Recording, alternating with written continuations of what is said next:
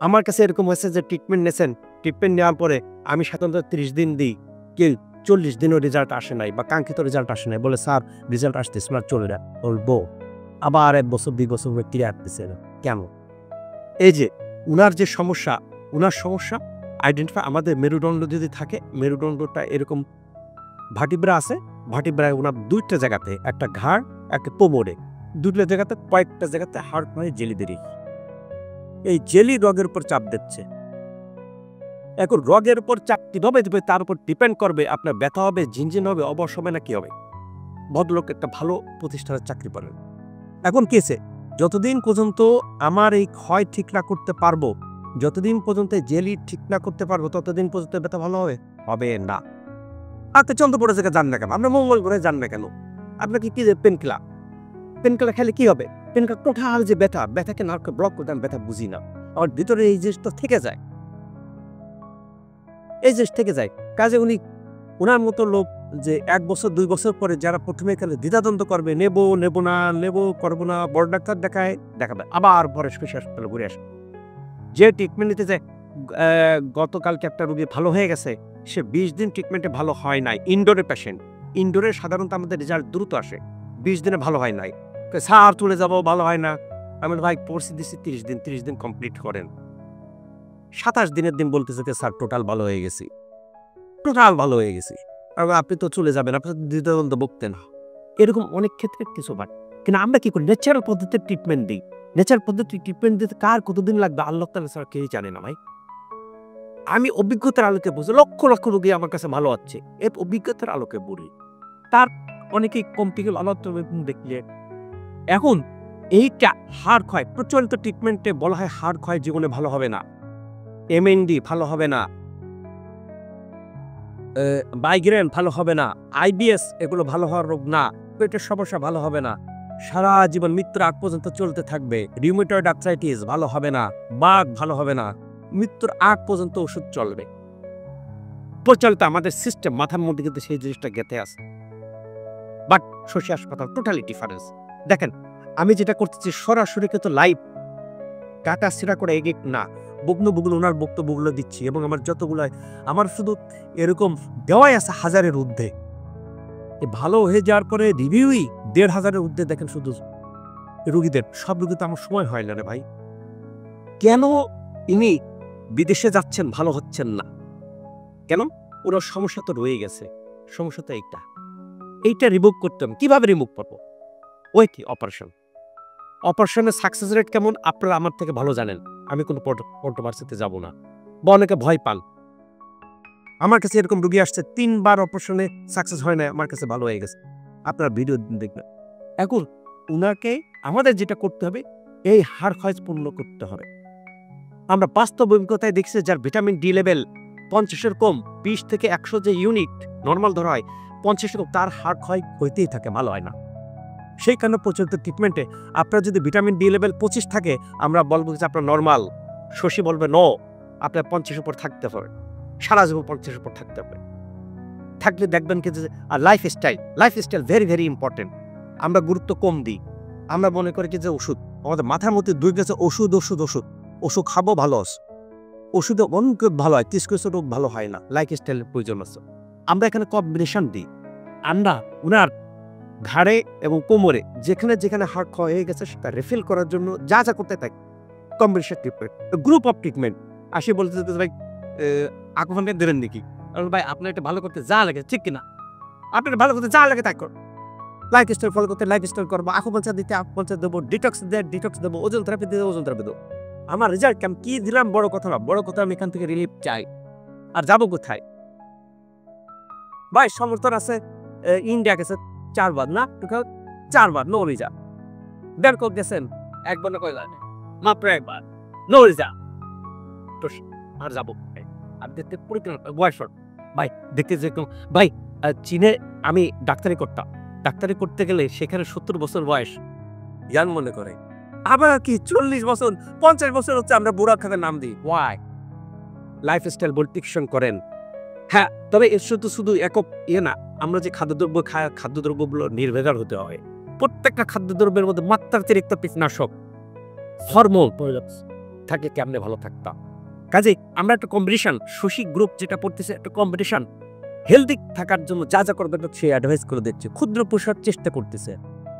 আমরা এখানে যেটা করতেছি যে ভাইজানরাকে আজকে নিলাম, ভাই আজকে বলবো আমি হ্যাঁ আপনি আমাদের গাইডে ওনারা যে গাইডলাইন দিছি সেই গাইডলাইন উনি ফলো করবেন, ফলো করার পর আমার আবার ভিডিওতে যে ভালো হলো কি হলো না।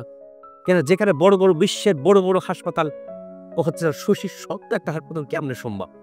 সম্ভব এই কারণে এখানে রুট কজ অ্যানালাইসিস করা হয়। ওনার যে সমস্যাটাকে আইডেন্টিফাই করা হয়েছে ওনার কারণগুলো পেয়ে গেছি, যে মূল কারণ পেয়ে গেছি, এমআরআই দেখে গেছি। কাজে সেইগুলো আমরা আর রিপিট করতে চাই না। ওনার না থাকলে আমরা কয়েকটা কেন আমি কারণ জানি না ভাই আমি কি ট্রিটমেন্ট দেবো। আমি এখন বুঝে গেছি ওনার ঘাড়ের এখানে 2টা জায়গা, মেরুদণ্ডের এখানে 3টা জায়গাতে আপনার হাড়টায় জেলি বেরিয়েছে। তো সেইগুলোকে রিফিল করতে হবে। সেইগুলো রিফিল করতে যাই লাইফস্টাইল লাইমে। কাজে প্রিয় দর্শক আমরা এই যে এখন মনে করেন যে ওনাকে আমি দেখার পরে যেটা অ্যাডভাইস দিলাম, এখানে দেখেন প্রিয় দর্শক আছে ওল্ড পেশেন্ট। ওল্ড পেশেন্ট মানে উনি আগে একবার আসছিলেন বাট ট্রিটমেন্ট তো নেন নাই, কিন্তু যেহেতু আসছিলেন আমরা ওল্ড হিসেবে ধরিনি। আমি দেখছি 30 ডেজ অ্যাডমিশন উনি এবং ট্রিটমেন্ট প্রোটোকলে আমরা কি দিয়েছি তার কিছু ট্রিটমেন্ট মেথড অ্যাপ্লাই করেছি, পাশে কিছু লাইফস্টাইল অ্যাপ্লাই করেছি। আপনাদের সবাইকে দেখাচ্ছি এই কারণে যে উনি যদি অক্ষরে অক্ষরে আমাদের এটা ফলো করে কোনো উনি এরকম লাইফ দেবে ওনার ফিলিংস কি। আলহামদুলিল্লাহ এত বড় করে কথা কেমনে বলি, ভালো হয় তাই সেই কারণে প্রচুরতে ট্রিটমেন্টে যেগুলি ভালো হয় না রেজাল্ট আসতেছে। ওষুধ লাগবে, আমাদের জীবনধারণের জন্য ওষুধ লাগবে, সার্জারি লাগবে। ওষুধের জন্য শশী আর একটা 2য় ইউনিট চালু করতেছে, যেখানে যেসব রোগের ওষুধ লাগবে গোটু ওখানে যাবেন, ওষুধ খাবেন ভালো হবে। কিছু কিছু রোগের ওষুধ লাগে না, সেই রোগগুলি ট্রিটমেন্ট এখানে করা হয়। সার্জারি লাগবে, যার সার্জারি লাগে সেই রোগী কিন্তু আমি রিফার করে দিই, ভাই আপনার সার্জারি লাগবে আপনি সার্জনের কাছে যান। কথা বুঝতে পারছেন? আমরা সব রোগীকে হ্যান্ডেল করি না এবং এখানে আমি কোনো রোগীকে রাখি না। অন্যজন কি করে না করে, যে রোগীটা স্যাটিসফাইড না যেতে চাই গো, যে রোগীটার সার্জারি লাগবে গো, যে রোগীটার মেডিসিন লাগবে। আপনারা যারা ভিডিও দেখতেছেন এর মধ্যে দেখুন বেশ কিছু রোগী পড়ে গেছে, আমি বলে দিই যে ভাই আপনার এই সমস্যা, এর জন্য মেডিসিন লাগবে, আপনি এখান থেকে রিলিজ নিয়ে আগে মেডিসিন ডক্টর দেখান, ওষুধ খান, ওষুধ খেয়ে ভালো হন, তারপরে যদি আপনার জটিলতা থাকে ক্রনিক দেন আসেন। আমরা কিন্তু সরাসরি বলে দিই, আমরা কিন্তু আটকে রাখার একটা টেন্ডেন্সি এখানে নাই। এবং অনেক রোগী ভালো হয়ে যাচ্ছে, অনেক রোগী আমি যে 30 দিন দিছি 30 দিনের আগেই আল্লাহর রহমতে ভালো হয়ে যাচ্ছে। যেগুলো ভালো হচ্ছে সেগুলো আল্লাহর অশেষ রহমত, তার কৃতিত্ব উনার যদি বডির ইমিউন সিস্টেম ভালো থাকে উনি দেখবেন কিন্তু শর্ট টাইমের মধ্যেই আল্লাহ তাআলা ভালো করে দেবে। এই যে 30 দিন বলতে 30 দিনের জায়গা হয়তো কিছুদিন বেশি কম লাগতে পারে। আমার গুণ কথা কি জিনিসটা রে, এবং পড়ে যাওয়ার পর কতদিন ভালো থাকবো। আমরা বারবার বলি যদি ভিটামিন ডি লেভেলটা ঠিক থাকে, ইলেকট্রোলাইটটা ঠিক থাকে, তাহলে তার যা হবেই না। বডির মধ্যে যদি ইনফ্লামেশন না থাকে, বডির মধ্যে টক্সিন না থাকে, সারা জীবন থাকবে। তারা কি করতে হবে? কিছু গাইডলাইন ফলো করতে। যারা গাইডলাইন ফলো করতেছে সারা জীবন ভালো থাকতেছে। বুঝা গেছে? তা আল্লাহ তাআলা আমাদেরকে এই যে আজকের ভিডিওটার উদ্দেশ্য, যারা দ্বিধাদ্বন্দ্ব করে নেব না, শশী হাসপাতালে যাবো না, বিদেশে যাবো, ওরা সমর্থ আছে, উনি হয়তো জায়গা জমি বেচতে হয় নাই, অনেকের এই জায়গা জমি বেচে বিদেশে চলে যান। আবার অনেকে কি করেন, বিদেশে যাব কনফার্ম সিদ্ধান্ত নিয়ে ফেলছেন, বাট কি করছেন, যাওয়ার আগে কয়েকদিন দিয়ে যায়। নো, তারা আসবেন না। যারা আবার প্রোটোকল মেনটেন করতে পারেন, কোর্স কমপ্লিট করতে পারেন, তারা আসবেন। কেন? তারা ভালো হয়ে যাবে। মনে করেন উনি আসলেন, উনি মনে করেন যে আমার গতকালকে একটা রোগী 20 দিনও ভালো হয় নাই, উনি 30 দিন থাকাতে ভালো হয়ে যাচ্ছে। এখন যে 20 দিনও ভালো হয় নাই, আপনি যদি চলে যান কি হবে? আমার নেগেটিভ হবে যে শশী হাসপাতালে ভালো হয় নাই। ও তো হবে, হচ্ছে। কাজে আমার রিকোয়েস্ট থাকবে, যারা এরকম বিদেশে যাবো মনস্থির করে ফেলছেন, যাওয়ার আগে একটু দেখা করে যাই, ঠিক কিনা? যাওয়ার আগে একটু শশী হাসপাতালে দূর কদম নিয়ে যায়, এদের আসার দরকার নাই। কথা বুঝতে পারছে? কেনা আপনি ইন্ডিয়া যাবেন, বিদেশে যাবেন, যান, ফেলবারে ওনার মতো ফেলবারে আসবেন, আমরা ওয়েলকাম। আমরা কোনো রাগ হই না, কিছু হই না। ভাই আমি তো আসি সেবা খাতে, সেবা দেওয়ার জন্য। আমার রাগ কি? আমার তো রোগীরে ভালো করা, রোগীরে ভালো করতে যা করতে হবে তাই করতে হবে। তা আল্লাহর অশেষ রহমত যে এই যে যাদের রোগী আছে তারা আমার গাইডলাইন ফলো করেন, দেন টক উইথ মি। কোন রোগীর কি টাইম লাগে, আমি বলে দিই যে ভাই আপনি আর কিছুদিন রেস্ট নেন, আর কিছুদিন এ করুন, আপনার লাইফ স্টাইল খুব ক্ষতিগ্রস্ত, আপনার লাইফ স্টাইলকে আর একটু ইনক্রিজ করেন, দেন আসেন। তা আল্লাহর অশেষ রহমত যে আমাদের যে মেডিসিনের যে মূল বই ডাইরেকশন মেডিসিন, আমাদের এমবিবিএস ডাক্তাররা যারা প্রশ্ন করতেছে মেডিসিনের মূল বইটা হচ্ছে ডাইরেকশন মেডিসিন। এর 24তম এডিশন। 24তম এডিশনের মধ্যে আকুপাঞ্চারকে সুন্দরভাবে বর্ণনা করা হয়েছে। আমরা একেবারে আকুপাঞ্চারটা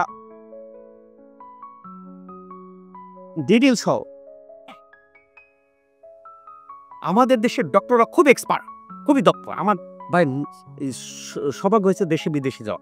এখন যারা ডাক্তারি পড়তেছেন তারা এই ডেভিডসন মেডিসিন পড়তেছে, আকুপাঞ্চার সবকে জানতেছেন, যার ফলে কিন্তু প্রচুর রুগী আমাদের ডক্টররা কনসালটেন্ট পাঠায় দিচ্ছেন। কটু শশী কেন আকুপাঞ্চারের এখন আমার দেখা দিকে অনেকেই আকুপাঞ্চার করতেছেন, অনেকেই শিখে করতেছেন, অনেকে না শিখে করতেছেন।